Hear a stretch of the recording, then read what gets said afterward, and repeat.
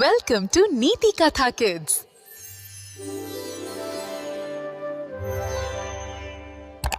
एका सुंदर स्वच्छ नदीत मोत्या नावाचा एक मासा राहायचा.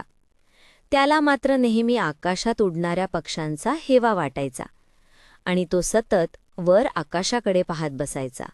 एक दिवस त्याने एका भव्य गरुडाला आकाशात उंच भरारी घेताना पाहिले. मोत्याच्या मनात एक तीव्र इच्छा जागृत झाली. त्यालाही त्या गरुडासारखे उडायचे होते. आपल्या तीव्र इच्छेने प्रेरित होऊन मोत्याने पाण्याच्या बाहेर उडी मारण्याचा प्रयत्न केला.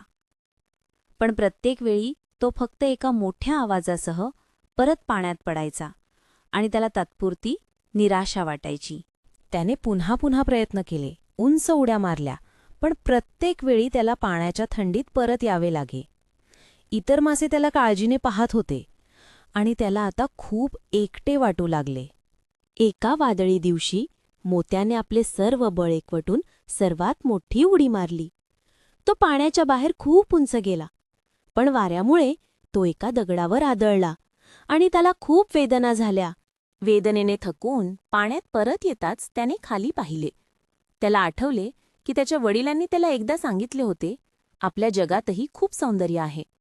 त्याला त्याच्या सुंदर रंगीबेरंगी पाण्याच्या जगाची आठवण झाली आणि त्याला एक नवीन विचार सुचला. मोत्याने आकाशात उडण्याचे स्वप्न सोडले नाही, पण त्याने ते वेगळ्या पद्धतीने पूर्ण करण्याचे ठरवले. तो आता पाण्याच्या आतच वेगवान आणि सुंदर पद्धतीने पोहू लागला, जणू काही तो पाण्यातच उडत होता.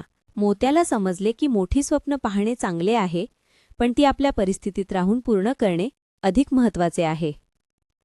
तो आपल्या पाण्याच्या जगात आनंदी आणि समाधानी राहू लागला. Like, share and subscribe for more stories.